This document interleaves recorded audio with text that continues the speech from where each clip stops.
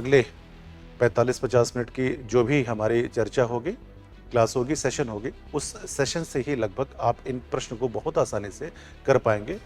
और इसका उदाहरण ये है कि जितने भी आपके PYQs हैं, इस सेशन के बाद उन PYQs को आप देखेंगे तो बहुत आसानी से उन PYQs को आप कर पाएंगे, ठीक है, और आपके अंदर एक आत्मविश्वास जग जाएगा। भारत जो संघीय व्यवस्था वाला देश है, यह संघीय व्यवस्था सहकारी संघवाद पर आधारित है। यानी संघ यानी केंद्र सरकार अपना कार्य करेगी, राज्य अपना कार्य करेंगे और दोनों मिलकर भारत का कार्य करेंगे। और यदि एक परिवार में 2 लोग हैं तो दोनों में आपस में संबंध बहुत बेहतर होना चाहिए, तभी परिवार पॉजिटिवली आगे बढ़ता है। कुछ महत्वपूर्ण समितियां हैं, उन समितियों के बारे में आप जानते हैं, इसको एक बार रिवाइज करेंगे। यहाँ से एक क्वेश्चन लगभग मानकर चले कि है, क्योंकि पिछले कुछ वर्षों में देखा गया है कि केंद्र राज्य के संबंधों के ऊपर कुछ समितियां बनी हैं, उन समितियों के नाम, गठन का वर्ष, उनकी सिफारिशों के बारे में क्वेश्चन पूछे गए हैं। नमस्कार दोस्तों, आप सभी का दृष्टि UPPCS के इस प्लेटफॉर्म पर बहुत स्वागत है। और एक बार विजय पथ सीरीज 2026 में पुनः विशेष आपका स्वागत है। दोस्तों, जैसा कि आपको पता है कि हम UPPCS 2026 को ध्यान में रखते हुए एक विजय पथ सीरीज लेकर आपके समक्ष उपस्थित हैं, जिसमें हम 3 फेजेस में बात करेंगे। अभी हम पहले फेज में हैं, फेज 1 में। इसमें हम एक कॉम्प्रिहेंसिव फाउंडेशन के बेसिस पर एक समग्र सामग्री, अध्यापन सामग्री और पाठन सामग्री, साथ ही साथ हम दृष्टि के प्लेटफॉर्म पर हम लोग जो भी एक अपनी एक्सपर्टीज है आपके साथ साझा कर रहे हैं, जिससे कि आपके आगामी परीक्षा 2026 प्रीलिम्स को लेकर आपकी तैयारी को और धार मिल सके और आपके इस मार्ग में हम किसी प्रकार से अपना योगदान दे पाए। तो जैसा कि आप जानते हैं मित्रों कि हम लगभग 6 सीरीज कर चुके हैं, या 6 जो सेगमेंट है पॉलिटी में हम लोग कर चुके हैं।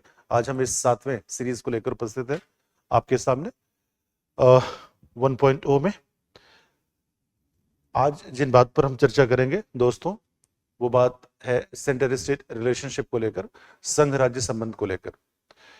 तो विजय पथ सीरीज 1.0, जिसमें हम एक फाउंडेशन तथा समग्र पाठन सामग्री और अध्यापन तक आप तक पहुंच रहे हैं और आपकी इस परीक्षा में हम सहयोग कर पा रहे हैं, ऐसी पूरी हमें उम्मीद है। और आपका जो लगाव है इस पूरे सीरीज को लेकर, सभी सब्जेक्ट्स को लेकर, उसके लिए हम आपका एक बार स्वागत और धन्यवाद दोनों करते हैं, ठीक है। चलिए मित्रों, बात कर लेते हैं सेंटर स्टेट रिलेशनशिप की। तो केंद्र राज्य संबंध, अगर हम इसकी बात करें तो सबसे पहले हमारे मन में एक प्रश्न आता है कि हमें संघ राज्य संबंध पढ़ने की आवश्यकता क्यों है और हमारे संविधान में इसकी चर्चा क्यों करी गई है। तो मित्रों, उसके लिए हमें ये देखना पड़ेगा कि भारत एक संघीय व्यवस्था वाला देश है। तो संघीय व्यवस्था मीन्स अ फेडरल कंट्री। तो संघीय व्यवस्था वाला राज्य है, इसका मतलब है कि यहाँ पर 2 प्रकार की सरकारें निश्चित तौर पर होगी, क्योंकि संघीय व्यवस्था में कम से कम 2 प्रकार की सरकारें होती हैं, तभी शक्तियों का विभाजन हो पाएगा। तो संघ सरकार तथा राज्य सरकार। अब संघ सरकार के अपने कुछ कार्य क्षेत्र हैं, अधिकार क्षेत्र हैं, संवैधानिक दायित्व हैं, अधिकार हैं। उसी प्रकार से संविधान ने राज्यों को भी स्वतंत्र अस्तित्व और दायित्व तथा शक्ति एवं अधिकार प्रदान किए हैं। इन दोनों के मध्य शक्ति के विभाजन, अधिकार क्षेत्र तथा दायित्वों की जो रूपरेखा तय करी गई है, उसी के कारण एक संघीय व्यवस्था का निर्माण हुआ। तो संघीय व्यवस्था का मतलब है ऐसी राजनीतिक व्यवस्था जहां पर शक्ति का कम से कम 2 में विभाजन होगा, क्योंकि शक्ति का विभाजन या किसी भी चीज का विभाजन के लिए कम से कम 2 लोगों की आवश्यकता होती है। तो भारत में एक है संघ सरकार तथा दूसरी है राज्य सरकार। 1992 से पहले भारतीय संघीय व्यवस्था में संघ और राज्य थे। 73वां और 74वां संविधान संशोधन 1992 के द्वारा राज्य के अंदर ही एक तृतीय राजनीतिक व्यवस्था विकेंद्रीकरण के द्वारा स्थापित करी गई, जिसे स्थानीय सरकार या शासन कहते हैं, जिस पर एक विस्तृत चर्चा पिछले सीरीज में हम लोग कर चुके हैं। अब संघीय व्यवस्था में संघ और राज्य के बीच यदि शक्तियों का विभाजन है तो यह विभाजन सुचारू रूप से हो, इनके बीच संबंध व्यापक तौर पर हो, प्रभावी हो, सकारात्मक हो, किसी प्रकार का विवाद न हो, और अगर हो तो उन विवाद के निपटारे के लिए एक ढांचागत व्यवस्था प्रदान की जाए। इसी के लिए भारतीय संविधान के भाग 11 तथा भाग 12 में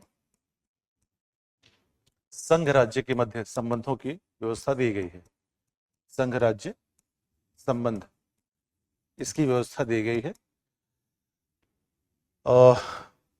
इस टॉपिक से ये मानकर चलिए कि कम से कम 2 क्वेश्चन आपको प्रीलिम्स परीक्षा में मिल जाएंगे, और अगले 45-50 मिनट की जो भी हमारी चर्चा होगी, क्लास होगी, सेशन होगी, उस सेशन से ही लगभग आप इन प्रश्न को बहुत आसानी से कर पाएंगे। और इसका उदाहरण ये है कि जितने भी आपके PYQs हैं, इस सेशन के बाद उन PYQs को आप देखेंगे तो बहुत आसानी से उन PYQs को आप कर पाएंगे, ठीक है, और आपके अंदर एक आत्मविश्वास जग जाएगा, ठीक है दोस्तों। तो संघ राज्य व्यवस्था संबंध, तो पार्ट 11 और पार्ट 12, भाग 11 और भाग 12 में इसकी बात की गई है। पार्ट 11 में संघ राज्य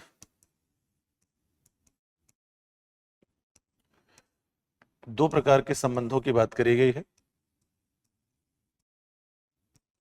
एक संबंध है विधायी यानी लेजिस्लेटिव रिलेशनशिप, और एक है कार्यकारी या प्रशासनिक संबंध। कार्यकारी या प्रशासनिक संबंध, प्रशासनिक संबंध। इसी प्रकार से संविधान के भाग 12 में संघ राज्य वित्तीय संबंध की बात, वित्तीय संबंध, इसकी चर्चा की गई, ठीक। आर्टिकल नंबर 264 टू 293, और यहां पर आर्टिकल नंबर 245 से लेकर 255 तक प्रशासनिक या कार्यकारी संबंध की चर्चा की गई है। आर्टिकल नंबर 256 से लेकर 263, देन 264 से लेकर 293 तक चर्चा की गई है वित्तीय संबंध की। तो संविधान के भाग 11 में अनुच्छेद 245 से लेकर 255 तक विधायी संबंध की बातचीत की गई है। इसी प्रकार भाग 11 में ही कार्यकारी या प्रशासनिक संबंध की चर्चा की गई है 256 से लेकर 263 तक।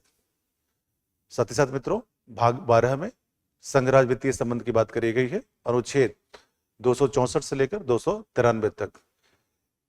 आपके एग्जाम में आर्टिकल इंपॉर्टेंट है, इस आर्टिकल के बेसिस पर प्रश्न बन सकते हैं। साथ ही साथ संघ राज्य के संबंध में तनाव के बिंदु, इन तनाव को दूर करने के लिए बनाई गई समितियां, इन समितियों के द्वारा दी गई सिफारिशें, ये भी महत्वपूर्ण है और एग्जाम में इनसे क्वेश्चन आते रहते हैं। तो इस सेशन के द्वारा हम ये देख पाएंगे कि उन क्वेश्चंस को हम कैसे आसानी से कर सकते हैं और हम अपने अंदर एक आत्मविश्वास ला पाएंगे। बात करें हम विधायी संबंध की, विधायी संबंध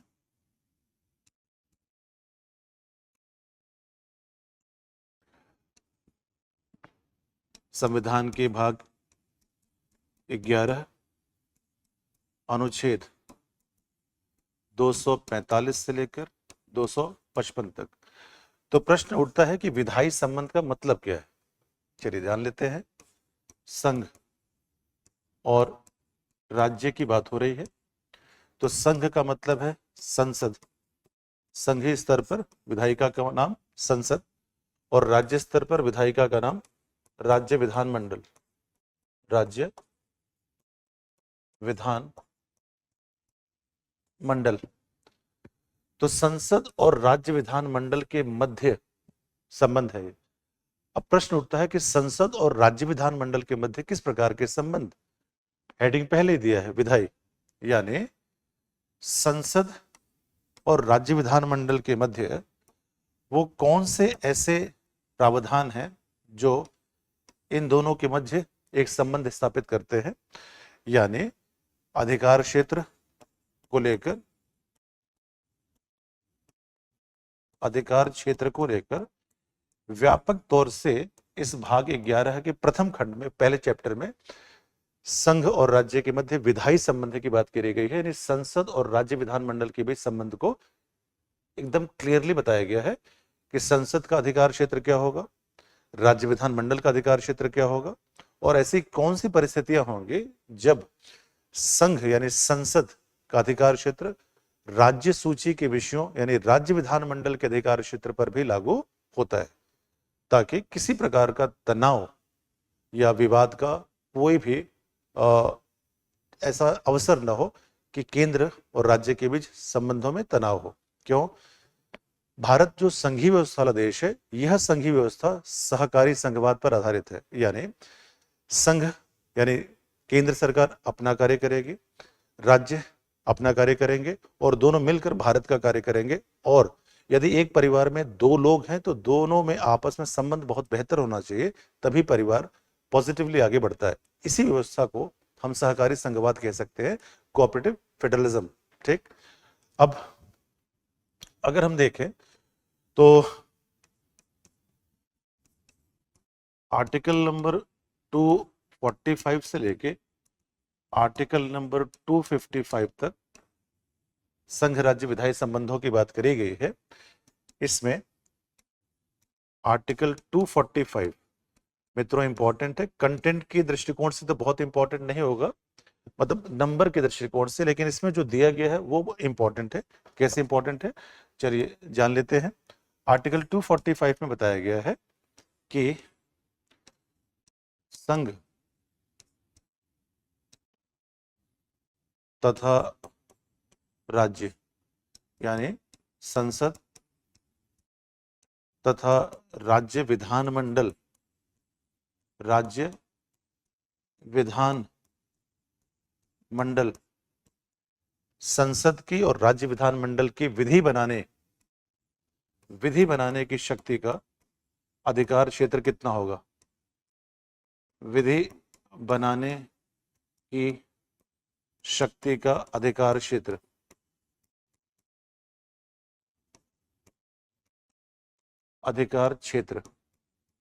इसका आशय क्या है दोस्तों? इसका आशय यह है कि संसद कहां तक विधि बना सकती है। तो संसद बना सकती है पूरे भारत के लिए, संपूर्ण भारत के लिए। राज्य कहां तक बना सकता है? राज्य अपने अधिकार क्षेत्र में यानी अपने भौगोलिक क्षेत्र में, प्रत्येक राज्य की एक भौगोलिक सीमा होती है, भौगोलिक इकाई होती है। राज्य अपने उस भौगोलिक क्षेत्र के अंतर्गत राज्य विधानमंडल विधि का निर्माण कर सकता है, यानी संसद पूरे भारत के लिए विधि का निर्माण कर सकती है, राज्य अपने भौगोलिक सीमा के अंदर with in the geographical territory वो विधि का निर्माण कर सकता है। अब क्वेश्चन यह हुआ कि संसद पूरे भारत के लिए, राज्य अपने अधिकार क्षेत्र के लिए, यदि कोई ऐसी आवश्यकता पड़े कि भारत के बाहर एक्स्ट्रा टेरिटोरियल लॉ, भारत के बाहर विधि बनाने का अधिकार हो, तो जैसे भारत के बाहर रह रहे भारतीयों के लिए उनके आचरण के लिए विधि निर्माण की आवश्यकता पड़े, इनको कहते हैं एक्स्ट्रा टेरिटोरियल लॉ, पार भारतीय विधियां, पार क्षेत्रीय विधियां। पार क्षेत्रीय विधियां अनुच्छेद 245 के अंतर्गत उसका अधिकार दिया गया है किसको? संसद को। यानी संसद पूरे भारत के लिए, भारत से बाहर सभी भारतीय विषयों के लिए विधि का निर्माण कर सकती है और राज्य अपनी भौगोलिक सीमा के अंतर्गत विधि का निर्माण कर सकती है। ऐसा 245 में बताया गया है। 246 में क्या बताया गया है? तो 246 में यह बताया गया है, आर्टिकल 246 नंबर से इंपॉर्टेंट है और इसमें जो दिया गया है वो इंपॉर्टेंट है। इसमें बताया गया है संघ तथा राज्य के मध्य विधायी शक्तियों का विभाजन, विधायी शक्तियों का विभाजन विभाजन किया गया है, यानी distribution of legislative subjects between the union and state. अनुच्छेद 246 के द्वारा एक अनुसूची शेड्यूल अनुसूची 7 की बात करी गई है। ठीक, इस अनुसूची 7 में 3 प्रकार के विषयों की बात करी गई है। संघ सूची, राज्य सूची और समवर्ती सूची।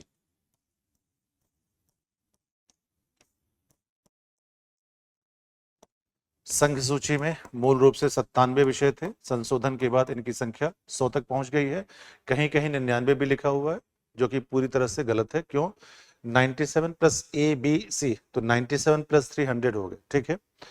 राज्य सूची में मूल रूप से कितने विषय थे? 66, घटकर कितने हो गए? 61। समवर्ती सूची में मूल रूप से कितने थे? 47 से बढ़कर कितने हो गए? 52। तो अगर आप देखेंगे तो यहाँ जो घटा हुआ किससे का? -5, और यहाँ पर जो आप देखेंगे जुड़ा हुआ तो कितने का हुआ? +5, यानी 66 से 61 कर दिया गया और 47 से 52 कर दिया गया। ये -5 इधर +5, ऐसा कौन से संशोधन से किया गया? इंपॉर्टेंट है।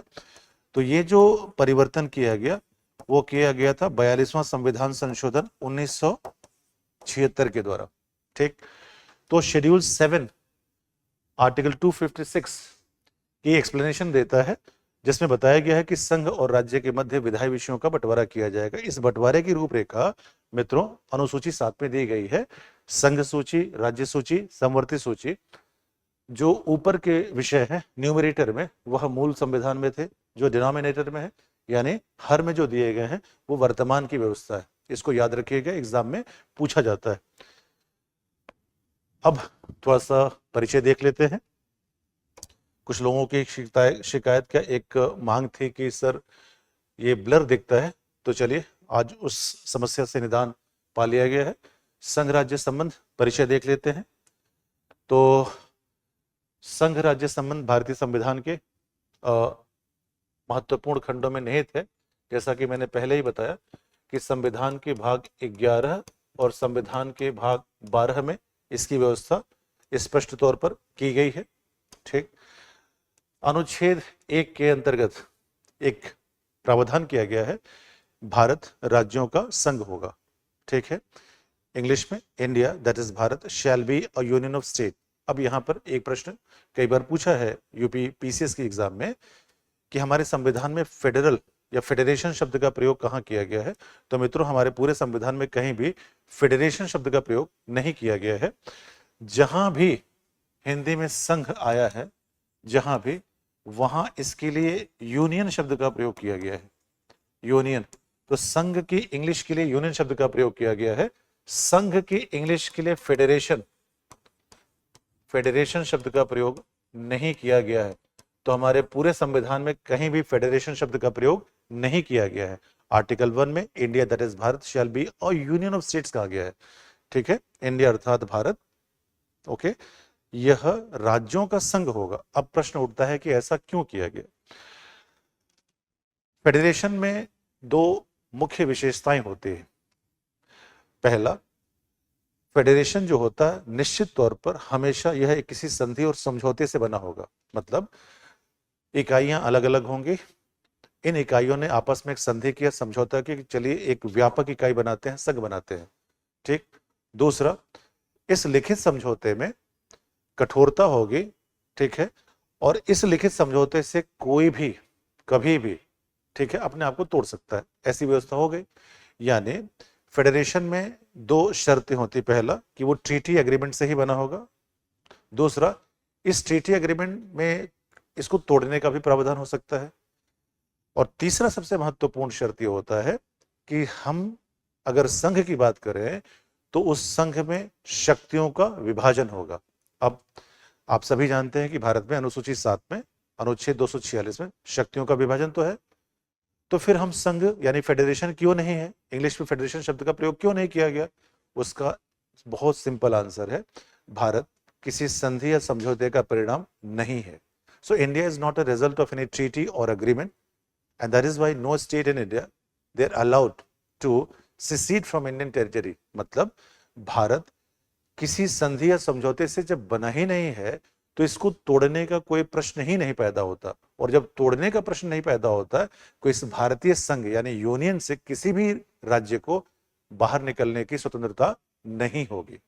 ठीक, इसीलिए कहा जाता है India is indestructible union of destructible states. मतलब भारत नाशवान राज्यों का अविनाशी संघ है, यानी संघ का नाश नहीं हो सकता, राज्यों का नाश हो सकता है, सीमाएं बदल सकते हैं, नाम बदल सकते हैं। अमेरिका के लिए क्या है? अविनाशी फेडरेशन है और अविनाशी राज्य है, तो बिना राज्यों की सहमति से ये हो ही नहीं सकता। भारत में ऐसी व्यवस्था नहीं है। भारत में राज्यों की इच्छा हो न हो, राज्यों के सीमा में परिवर्तन हो सकता है। इसीलिए हम यूनिक फेडरेशन कहे जाते हैं, फेडरेशन ऑफ यूनिक नेचर, सुई जेनेरिस। ठीक है, विशेष प्रकार के संघ हम माने जाते हैं। तो भारत को राज्यों का संघ कहा गया है। संघ की इंग्लिश यहाँ पर यूनियन है, न कि फेडरेशन है। यूनियन क्यों है मैंने आपको बता दिया। फेडरेशन क्यों नहीं है? क्योंकि भारत किसी संधि समझौते से नहीं बना है, और भारत में किसी भी राज्य को इस संधि समझौते से बना ही नहीं है तो बाहर जाने की कोई स्वतंत्रता ही नहीं है। संविधान निर्माताओं ने भारत को क्या बताया है? संविधान निर्माताओं ने भारत को बताया है कि भारत एक यूनियन है, यानी संघीय देश है, परंतु इस संघीय देश में कुछ विशिष्ट प्रकार की एकात्मक विशेषताएं हैं। उन एकात्मक विशेषताओं को भारत की कुछ सांस्कृतिक राजनीतिक व्यवस्थाओं के कारण दिया गया है, यानी केंद्र को अधिक शक्तिशाली बनाया गया है कुछ निश्चित उद्देश्यों के लिए। अभी चर्चा करेंगे उस पर हम। तो भारत का जो संविधान है उसका उद्देश्य क्या है? राष्ट्रीय एकता निश्चित होना चाहिए, नेशनल इंटीग्रेशन, और नेशनल इंटीग्रेशन के साथ साथ क्षेत्रीय विविधता, जो अलग अलग क्षेत्रों की अलग अलग विविधताएं हैं, सामाजिक, सांस्कृतिक, आर्थिक, राजनीतिक, उन विविधताओं का भी सम्मान किया जाए। हमारे जो संविधान है उसकी मुख्य विशेषताएं क्या है? हमारे संविधान में लिखित संविधान है, शक्तियों का विभाजन किया गया है, अनुसूची 7, न्यायपालिका में एक सर्वोच्च न्यायपालिका की व्यवस्था करी गई है, इंटीग्रेटेड जुडिशरी, एक एकल नागरिकता है, हम कहीं के भी निवासी हो, नागरिकता के कॉलम में भारतीय ही लिखा जाएगा। हमारे संविधान में आपातकालीन प्रावधान भाग 18 अनुच्छेद 352 से लेकर 360 तक दिया गया है, और अखिल भारतीय सेवाओं का प्रावधान किया गया। मित्रों, ये सभी व्यवस्थाएं एकात्मक व्यवस्थाएं हैं, एकात्मक विशेषताएं। तो अगर कभी आपसे पूछा जाए कि भारतीय संविधान में एकात्मक व्यवस्थाएं क्या क्या हैं, तो आप लिख सकते हैं कि यहां से, ठीक, और ऊपर संविधान लिखित है, और इस संविधान में शक्तियों का विभाजन है। तो ऊपर की जो दो विशेषताएं हो गई वो संघीय संघवादी व्यवस्थाएं हैं, और नीचे की जो सर्वोच्च न्यायपालिका, एकीकृत न्यायपालिका, एकल नागरिकता, आपातकालीन प्रावधान और अखिल भारतीय सेवाएं हैं, उनकी हम बात करेंगे। तो ये हो गए एकात्मक व्यवस्थाओं वाले जो विशेषताएं हमारे संविधान की वो है। फिर अब जरा एक बार देख लेते हैं कि इन विशेषताओं से संबंधित कौन कौन से प्रावधान दिए गए हैं। संघ की कार्यकारी शक्ति का विस्तार कहां पर दिया गया है? अनुच्छेद 73 में। इसी प्रकार राज्य की कार्यकारी शक्ति का विस्तार अनुच्छेद 162 में दिया गया है। विधायी शक्तियों का वितरण मैंने पहले ही आपको बताया कि अनुच्छेद 245 से लेकर 255 में दिया गया है। फिर विधायी सूची, ये लेजिस्लेटिव जो सब्जेक्ट है वो कहाँ है? तो अभी मैंने आपको बताया है कि संविधान की अनुसूची 7 में इसका प्रावधान किया गया है। तो अनुच्छेद 246 है, और अनुसूची 7 शेड्यूल है, और आर्टिकल 246 है। फिर एक क्वेश्चन कई बार यूपीपीसीएस में आया है कि अंतरराज्यीय परिषद कौन से अनुच्छेद में है? अंतरराज्यीय परिषद का प्रावधान मित्रों 263 नंबर आर्टिकल में किया गया है। फिर राज्यसभा में राज्यों का प्रतिनिधित्व कौन से आर्टिकल में है? 80। यहां पर एक चीज आपको जानना होगा दोस्तों, अमेरिका में राज्य चाहे जितने छोटे हों, बड़े हों, कुछ भी हों, वहां आप जानते हैं कि 50 स्टेट्स है, और हर राज्य को वहां पर 2 सीटें वहां के राज्यसभा यानी कि सेनेट में दी गई हैं। हर राज्य को वहां पर 2 सीटें दी गई हैं, इसीलिए वहां सेनेट की सीटें हैं 100। भारत में समान प्रतिनिधित्व नहीं है, जिस राज्य की जनसंख्या जितनी है उस राज्य का प्रतिनिधित्व भी राज्यसभा में उतना ही होगा। इसी कारण उत्तर प्रदेश, जिसकी जनसंख्या सबसे अधिक है, उसके सबसे प्रतिनिधि हैं राज्यसभा में 31। तो राज्यसभा में राज्यों का प्रतिनिधित्व ये अनुसूची, अगर अनुसूची की बात करें तो अनुसूची नंबर 4 में दिया है, अनुच्छेद बात करें 80 में है। राज्यपाल संबंधी प्रावधान अनुच्छेद 153 से 162 तक। न्यायपालिका के संबंध, यहां न्यायपालिका का संबंध अपीलीय वाले से है, अपील के संदर्भ में तो हमने इस पर चर्चा पिछले अपने सेशन में कर ली है। अपीलीय प्रावधान जो है वहां पर अगर आपको कुछ डाउट है तो वहां पर एक बार आप देख सकते हैं। ओके दोस्तों, राज्यपाल, न्यायपालिका, वित्तीय संबंध जैसा पहले ही बताया मैंने, संविधान के भाग 12 में अनुच्छेद 268 से लेकर 293 तक वित्तीय प्रावधान की बात करी गई है। वित्त आयोग इंपॉर्टेंट आर्टिकल है, इसको आप जरूर याद रखेंगे। अनुच्छेद 280 में केंद्रीय वित्त आयोग का प्रावधान किया गया है। योजना और विकास संबंधी प्रावधानों की बात करें तो 282 में केंद्र राज्य के मध्य इस प्रकार के संबंधों की बात करी गई है। डिस्क्रिशनरी ग्रांट्स की बात करी गई है। विवेकाधीन जो अनुदान है उसकी बात करी गई है, इसको आप जरूर याद रखेंगे। और नीति निर्देशक तत्वों से भी इसकी प्रेरणा ली गई है। आपातकालीन प्रावधान संविधान के भाग 18 में अनुच्छेद 352 से लेकर 360 तक इसके प्रावधान किए गए हैं। तो आपसे एक आग्रह है कि इन आर्टिकल्स को जरूर आप याद रखेंगे, एग्जाम में निश्चित तौर पर यहां से प्रश्न बनने की पूरी संभावना होती है। अब आते हैं विधायी शक्तियों का जो जिक्र किया गया, उस विधायी शक्तियों में संघ सूची, राज्य सूची, समवर्ती सूची की बात मैंने आपको बताई। अब कुछ सब्जेक्ट्स कौन कौन से हैं ये कभी आपसे पूछा जाता है, पूछा जा सकता है कि संघ सूची में क्या है, राज्य सूची में क्या है, समवर्ती सूची में क्या है, या ये सब्जेक्ट विषय कौन से सूची में दिया गया है। तो इसको आप थोड़ा सा ध्यान रखेंगे। संघ सूची में 100 सब्जेक्ट्स दिए गए हैं। इसमें महत्वपूर्ण रूप से डिफेंस है, सिक्योरिटी है यानी रक्षा है, विदेश मामले हैं, परमाणु ऊर्जा है, मुद्रा है, बैंकिंग है, नागरिकता है, रेलवे है, डाक सेवाएं हैं, दूरसंचार, ये सारी चीजें कहां पर दी गई हैं, संघ सूची में। अब इसको याद करने का तरीका तो ऐसा कोई हार्ड एंड फास्ट रूल नहीं है, आप इसको समझ कैसे सकते हैं। यदि ऐसा कोई विषय है जो संपूर्ण भारत के लिए एक जैसा, एक समान है, तो निश्चित तौर पर वह अधिकार संसद के पास होगा उस पर विधि बनाने का, तो संघ सूची में है। यदि ऐसा कोई विषय है जो राज्यवार उस पर कुछ विभिन्नताएं, राज्यवार परिवर्तन उसमें देखा जा सकता है, तो निश्चित रूप से यह परिवर्तन इसलिए है क्योंकि राज्य सूची का वह विषय है और राज्य अपने अपने स्थिति के अनुसार उस पर विधि बनाते हैं। अब ऐसा कोई सब्जेक्ट या विषय है जो संघ और राज्य दोनों के लिए साझा महत्व रखता है, तो उसको कहते हैं, वह कहां होगा, समवर्ती सूची में 52 है। तो इसको एक समझ के लिए आप यूज कर सकते हैं। जैसे राज्य सूची में कौन कौन से विषय हैं, पुलिस है, पब्लिक ऑर्डर, लोक व्यवस्था है, स्वास्थ्य। मित्रों ये कई बार आ चुका है, तो हेल्थ, ऐसा हमें लगता है कि यह समवर्ती सूची का विषय है, परंतु ध्यान रखेंगे अगर यह कर देंगे तो गलत है। स्वास्थ्य यह राज्य सूची का विषय है, शिक्षा जो है वो समवर्ती सूची में है, स्वास्थ्य राज्य सूची का विषय है। इसी प्रकार से एग्रीकल्चर, लैंड, स्थानीय शासन यानी कि सरकार, ये लोकल गवर्नमेंट की बात है, पशुपालन, बाजार, ये सब राज्य सूची के विषय हैं। स्थानीय सरकार यह कई बार यूपीपीसीएस में आ चुका है, यह लोकल गवर्नमेंट राज्य सूची का विषय। अब सबसे महत्वपूर्ण समवर्ती सूची, समवर्ती सूची में आप ये 3-4 चीजें याद कर लीजिए, यहीं से अगर क्वेश्चन पूछा जाएगा तो यहीं से आप आराम से कर पाएंगे क्वेश्चन। ठीक, जैसे कौन कौन से उसमें सब्जेक्ट्स हैं, शिक्षा है यानी एजुकेशन, फॉरेस्ट, वन, डिवोर्स, मैरिज, क्रिमिनल लॉज, उत्तराधिकार, आपराधिक विधि, विद्युत, बिजली, प्रेस, प्रकाशन, ये सारी चीजें समवर्ती सूची में दिया गया है। तो इन तीनों लिस्ट को यहां पर जो दिया है सब्जेक्ट नोट्स में, इसको आप जरूर देख लेंगे और यहां से प्रश्न पूछने की संभावना ज्यादा होती है, और इसको याद रखेंगे तो शायद इसी से ही आपका प्रश्न हो जाएगा। अब आते हैं कि मान लीजिए कि कोई चीज इन तीनों सूची में नहीं है, तो फिर वो कहां होगी।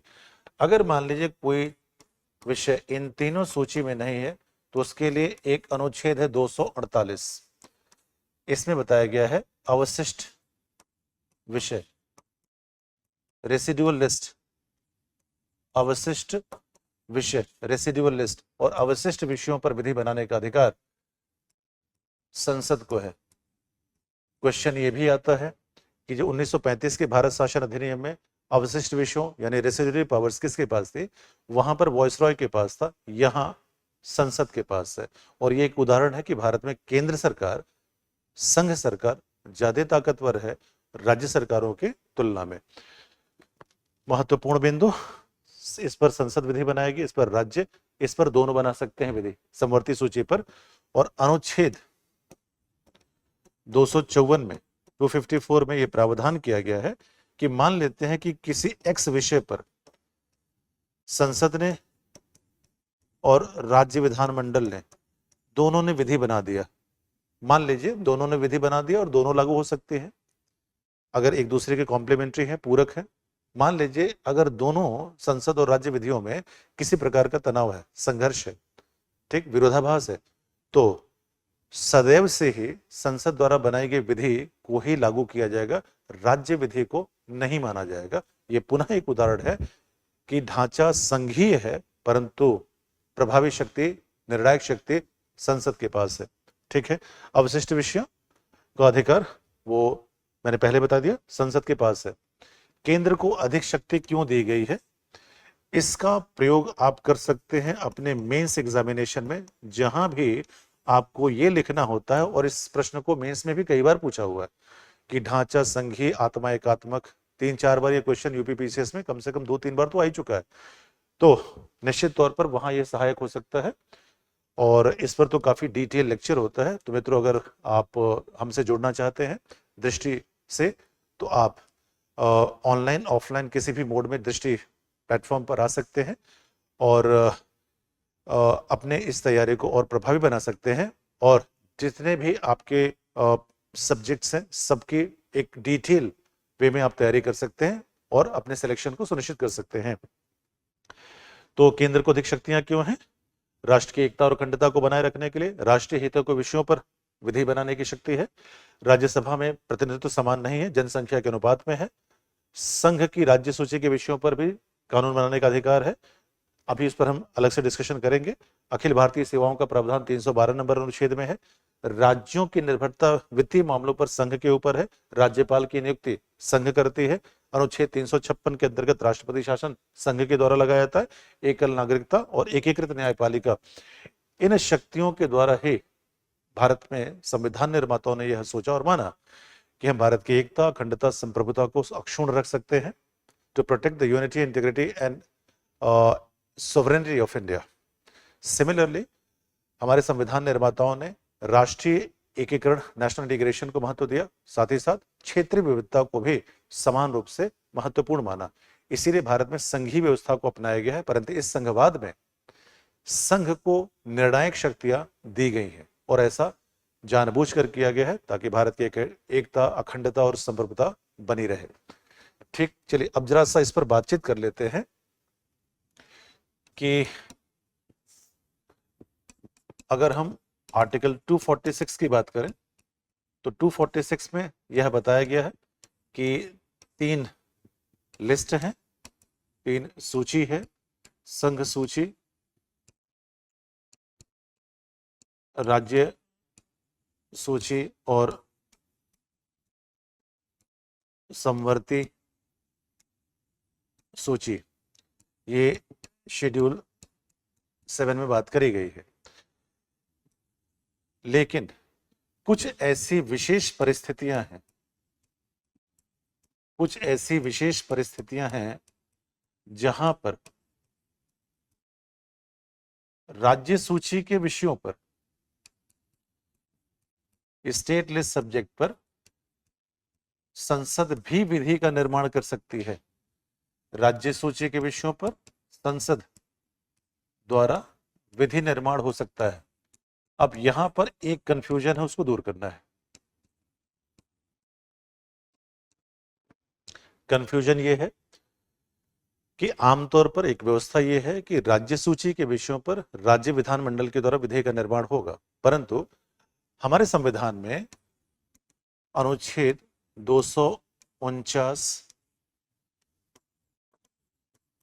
250, 252 और 253, ये 4 आर्टिकल्स हैं जिसके अंतर्गत राज्य सूची के विषयों पर विधि का निर्माण संसद कर सकती है। इन चारों आर्टिकल्स को आप याद रखेंगे, ध्यान रखेंगे, यहां से क्वेश्चन बनने की संभावना रहती है। तो क्या क्वेश्चन ये है, यदि राज्यसभा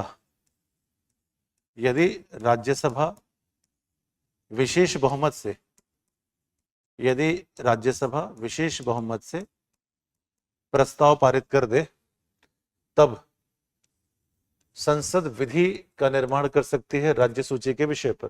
तो ध्यान आपको देना है, यदि राज्यसभा के द्वारा विशेष बहुमत से, विशेष बहुमत मतलब 2/3 बहुमत, विशेष बहुमत से एक प्रस्ताव पारित कर दिया जाए कि राज्य सूची के इस विषय पर संसद द्वारा विधि का निर्माण किया जाए, तो तब जाकर संसद राज्य सूची के विषय पर विधि का निर्माण कर सकती है।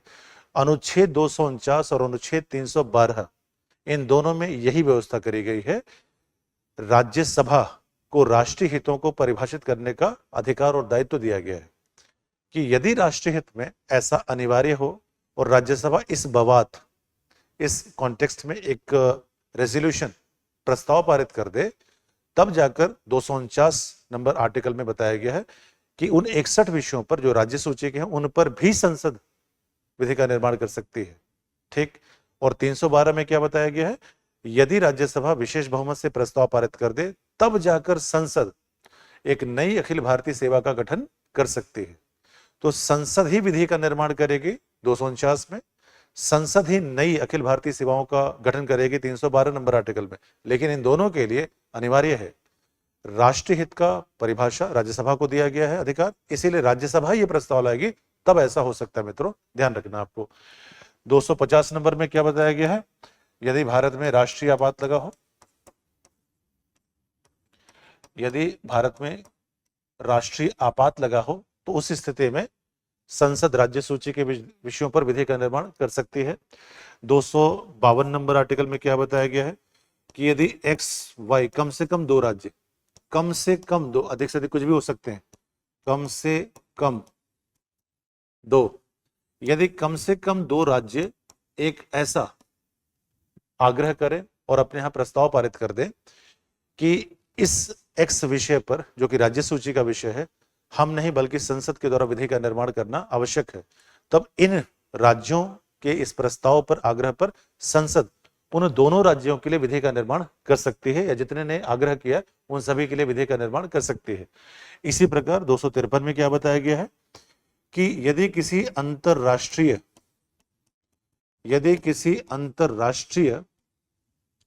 संधि को लागू करना है और उस अंतरराष्ट्रीय संधि को लागू करने के लिए संसद को यह लगता है कि उस राज्य सूची के विषय पर, किसी खास राज्य सूची के विषय पर विधि का निर्माण किया जाए, तब संसद उस विशेष व्यवस्था के अंतर्गत 253 नंबर आर्टिकल में राज्य सूची के विषय पर विधि का निर्माण कर सकती है। 249, 252, 253 और 250, ये 4 ऐसे प्रावधान हैं जहां विशेष परिस्थितियां होती हैं, यानी राज्य सूची के विषय पर विधि का निर्माण संसद कर सकती है।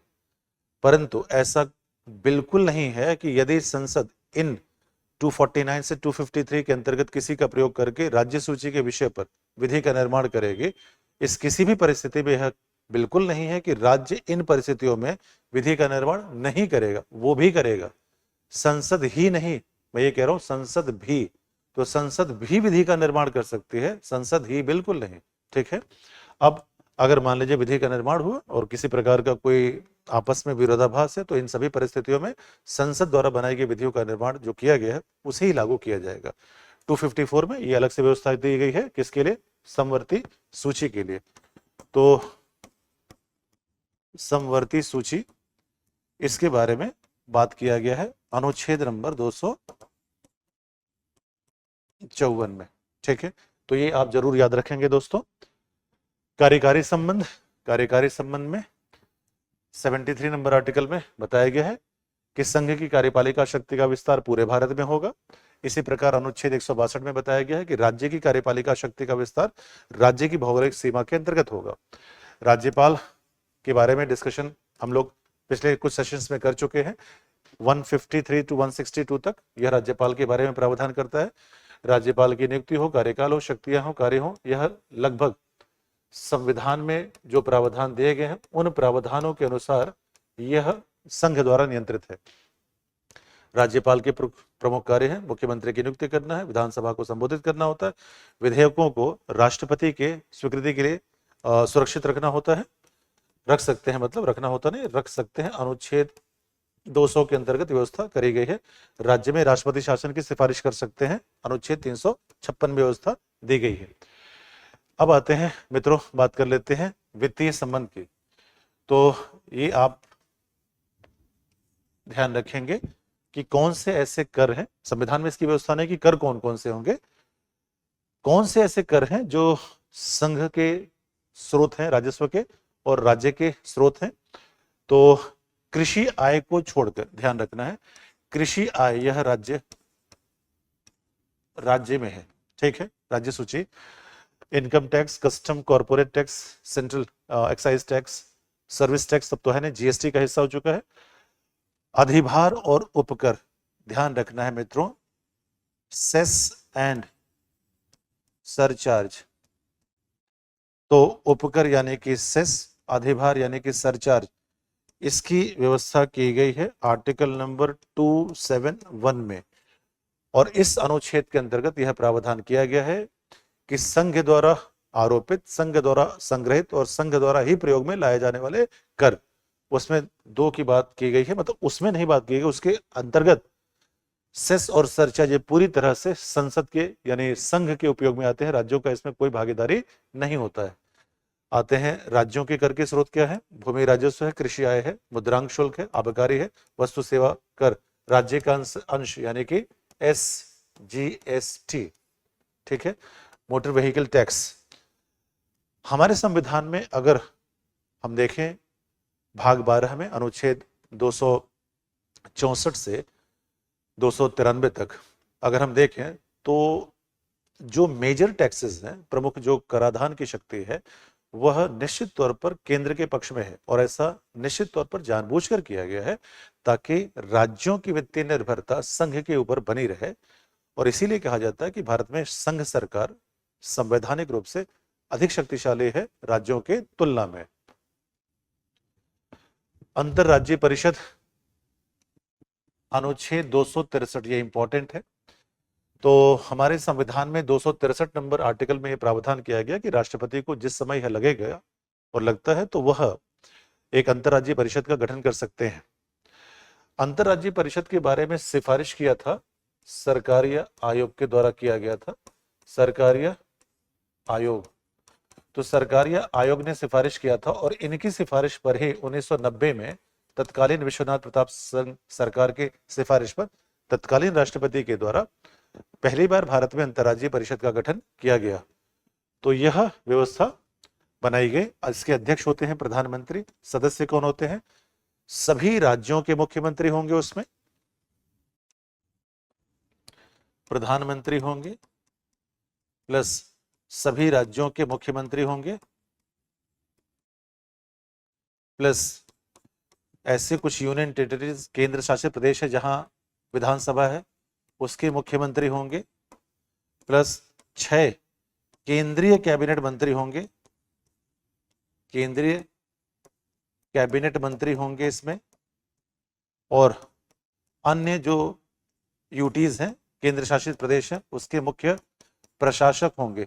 अगर इनकी आप बनावट देखें, इस बनावट के आधार पर ही आप ये समझ पाएंगे कि इस परिषद का क्या काम होगा। इस परिषद का काम संघ और राज्य के बीच सहयोग बढ़ाना, विवाद के मुद्दों की पहचान करना, उनके कारणों को बताना और इन दोनों के बीच साझा विश्वास कैसे हो और इस विश्वास को बढ़ाकर भारत का विकास कैसे सुनिश्चित किया जाए, इसके बारे में सिफारिश करता है।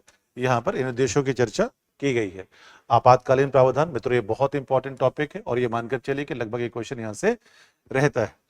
352 नंबर आर्टिकल में राष्ट्रीय आपात की बात करी गई है। 356 में केंद्र के द्वारा संवैधानिक तंत्र विफल होने की स्थिति में राज्यों में राष्ट्रपति शासन की बात कही गई है। 360 में वित्तीय आपात की बात करी गई है। 353 और 54, 353 में क्या है कि अगर राष्ट्रीय आपात लग जाता है तो राष्ट्रीय आपात नेशनल इमरजेंसी लगने के बाद केंद्र और राज्य के मध्य किस प्रकार संबंधों में परिवर्तन हो जाता है। पहले हम संघीय व्यवस्था में हैं तो संघ और राज्य की भी शक्तियों का विभाजन रहता है। संघ अपने अधिकार क्षेत्र और राज्य अपने अधिकार क्षेत्र में कार्य करते हैं, परंतु जब राष्ट्रीय आपात लग जाता है उसके कारण युद्ध हो सकते हैं, बाह्य आक्रमण हो सकता है। और मूल संविधान में आंतरिक अशांति का बात किया गया था, लेकिन 44वें संविधान संशोधन 1978 के द्वारा इस आंतरिक अशांति इंटरनल डिस्टर्बेंस को हटा दिया गया। सशस्त्र विद्रोह आर्म रेबिलियन की बात कर दी गई। उस आधार पर राष्ट्रीय आपात लग सकता है। तो राष्ट्रीय आपात लग जाता है तो यह अनुसूची 7 संघ और राज्य के बीच जो सामान्य वितरण है शक्तियों का वो सब समाप्त हो सकता है और भारत संघीय व्यवस्था से एकल व्यवस्था में परिवर्तित हो सकता है। उसी की व्यापक रूपरेखा 353 में बताई गई है। 354 में वित्तीय प्रावधान की बातचीत करी गई है। इसमें तो राज्य के वित्त पर कैसे संघ का नियंत्रण हो जाएगा, इसमें सारी चीजें यहां पर लिखी गई हैं। युद्ध, बाह्य आक्रमण, सशस्त्र विद्रोह, राज्यपाल की रिपोर्ट कि राज्य में शासन संवैधानिक तंत्र विफल हो गया है, अतः राज्य में शासन संविधान के प्रावधानों के अनुसार नहीं चल रहा है। फिर 360 में कि भारत में वित्तीय साख, फाइनेंशियल स्टेबिलिटी, फाइनेंशियल क्रेडिबिलिटी, वित्तीय साख और वित्तीय स्थायित्व पर अगर कोई संकट है तो लग सकता है वित्तीय आपात। ठीक है, तो ये आप ध्यान रखेंगे कि किन किन आधार पर इन चीजों का उल्लेख है। केंद्र और राज्य के मध्य अगर कोई विभाजन या कोई किसी प्रकार को लेकर एक संघर्ष, तनाव की स्थिति बनती है तो उसके लिए कुछ प्रावधान यहाँ पर है। हम लोगों ने इसको संघ और जब हम न्यायपालिका की बातचीत कर रहे थे तो उसमें एक आर्टिकल आया था, आर्टिकल 131, उसमें मैंने आपको बताया था प्राइमरी ओरिजिनल ज्यूरिसडिक्शन, प्रारंभिक या मूल क्षेत्राधिकार। उसमें यही था कि केंद्र और राज्य के बीच सुप्रीम कोर्ट के पास यह एक्सक्लूसिव ज्यूरिसडिक्शन है कि केंद्र और राज्य के बीच किसी प्रकार का विवाद हो तो उसका निपटारा वो करे। अनुच्छेद 262 में जल विवाद के निपटारण हेतु संसद विधि का निर्माण बनाएगी। ध्यान रखना है इसमें न्यायपालिका का सामान्य तौर पर किसी प्रकार का कोई अधिकार क्षेत्र नहीं होगा। न्यायपालिका इसके अधिकार क्षेत्र में नहीं रहेगी, यानी न्यायपालिका प्राइमा फेसाई प्रथम दृष्टया 262 नंबर आर्टिकल के अंतर्गत या भारत में राज्यों के मध्य किसी प्रकार से अंतरराज्यीय नदी जल का जो विभाजन होगा, जल के प्रयोग होगा और जल पर नियंत्रण, इसमें किसी प्रकार का अधिकारिता नहीं रखती है। अनुच्छेद 136 मैंने आपको बताया था, SLP स्पेशल लीव पिटिशन की बात इसमें की गई है। अन्य उपाय क्या है? अंतरराज्यीय परिषद, ठीक है, आर्बिट्रेशन होना चाहिए, परामर्श वार्ता होता है, सहयोग और समन्वय की भावना होनी चाहिए। ये सब रहेगा तब जाकर भारत में एक संघीय व्यवस्था के लिए स्पिरिट यानी भावना पैदा होगी। कुछ महत्वपूर्ण समितियां हैं, उन समितियों के बारे में आप जानते हैं, इसको एक बार रिवाइज करेंगे। यहां से एक क्वेश्चन लगभग मानकर चले कि है, क्योंकि पिछले कुछ वर्षों में यह देखा गया है कि केंद्र राज्य के संबंधों के ऊपर कुछ समितियां बनी हैं, उन समितियों के नाम, गठन का वर्ष, उनकी सिफारिशों के बारे में क्वेश्चन पूछे गए हैं। तो राज्य मन्नार समिति 1969 तमिलनाडु गवर्नमेंट के द्वारा, PV राजा मन्नार इसके अध्यक्ष थे। केंद्र और राज्य के मध्य संबंधों की समीक्षा करने पर यह समिति बनाई गई थी। सरकारिया आयोग ये बहुत ही महत्वपूर्ण है। 1983 से लेकर 87 तक इसके कार्यकाल था। 88 रिपोर्ट आ गई। Sarkaria RS Sarkaria, supreme court के पूर्व न्यायाधीश रंजीत सिंह सरकारिया, केंद्रीय शक्तियों का दुरुपयोग कैसे रोका जाए, राज्यपाल की भूमिका के संदर्भ में, उसकी नियुक्ति के संदर्भ में कुछ दिशा निर्देश इसमें दिए गए हैं। इसी प्रकार अंतरराज्यीय परिषद 1990 में बन गई। इसमें केंद्र राज्य के मध्य संबंधों को बेहतर बनाने और समन्वय को बेहतर करने के उपाय बताए गए हैं। पुंछी आयोग सबसे नया यही है, 2007 से 10 तक इसका कार्यकाल है। MM पुंछी, मदन मोहन पुंछी इसके अध्यक्ष थे। इसमें सहकारी संघवाद को बढ़ावा देने की बात की गई है। तो समिति गठन के वर्ष, उसके अध्यक्ष और उनकी सिफारिशें, ये याद रखेंगे दोस्तों, ये एग्जाम में पूछा जाता है। अब अगर हम 2014 से 2024 के बीच जो प्रीवियस ईयर क्वेश्चंस देख लें तो आप देखेंगे कि आराम से आप कर पाएंगे इसी खाली डिस्कशन के आधार पर। अंतर्राज्यीय परिषद 263। राज्य सूची का विषय क्या है? राज्यपाल की नियुक्ति कौन करता है? अनुच्छेद 248 में अवशिष्ट विषयों का अधिकार किसको है? राज्यसभा में राज्यों का प्रतिनिधित्व किस आधार पर होता है? अनुच्छेद 356 किस से संबंधित है? वित्त आयोग की रिपोर्ट किसको दी जाती है? तो वित्त आयोग की रिपोर्ट अनुच्छेद 281 में बताई गई है और अनुच्छेद 281 के अंतर्गत वित्त आयोग की रिपोर्ट किसको दी जाती है? राष्ट्रपति को। अनुच्छेद 252 के अंतर्गत राज्य सूची पर संसद बना सकती है कब कानून? जब 2 या 2 से अधिक राज्यों की सहमति हो। अभी इस पर चर्चा हमने की है आपसे। जीएसटी परिषद किस अनुच्छेद में है? इसको आप ध्यान रखेंगे, आर्टिकल 279A। ठीक है, तो आर्टिकल 246A इसमें जीएसटी कर की बात की गई है। आर्टिकल नंबर 269A, ठीक है, इसमें जीएसटी कौन लगाएगा, कैसे लगाएगा? इसमें एक टैक्स होगा, इसकी बात करी गई है। इसके करारोपण की बात की गई है, करारोपण संबंधी शक्ति की बात की गई है। और इस टैक्सेशन से जो पैसा आएगा उसके बीच बंटवारा कैसे होगा, उसके लिए 279A की बात करी गई है।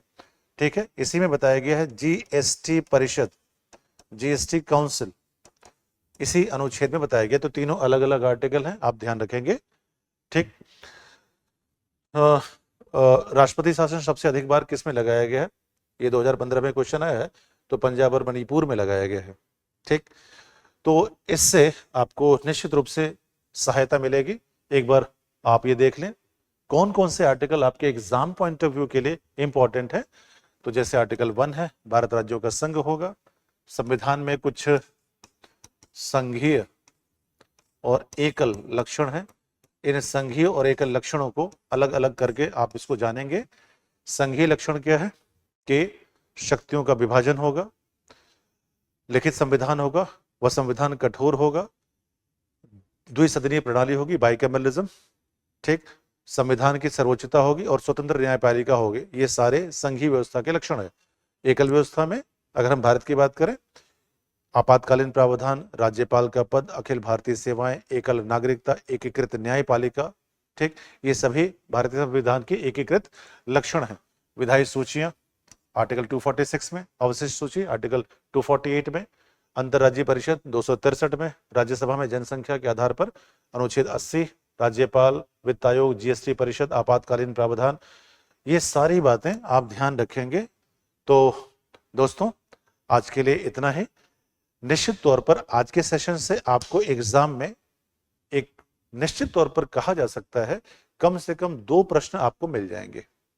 और अगर आपने इस सेशन को ठीक से सुना है, फॉलो किया है, और नोट्स आपसे शेयर हो ही जाएंगे, इंग्लिश हिंदी दोनों में नोट्स आपके साथ शेयर हो जाएंगे। अगर आप इस खाली नोट्स को देख लेते हैं और आज के सेशन को देख लेते हैं तो निश्चित तौर पर आप इस खंड से जो प्रश्न पूछे जाएंगे यूपी पीसीएस प्रीलिम्स एग्जामिनेशन में, उसकी तैयारी आपकी बेहतर हो सकती है। तो दोस्तों आप सभी का एक बार पुनः बहुत बहुत धन्यवाद इतना अधिक इस सीरीज को पसंद करने के लिए। और अगले सेशन में हम एक नए टॉपिक के साथ आपके सामने फिर उपस्थित होंगे। नमस्कार, धन्यवाद।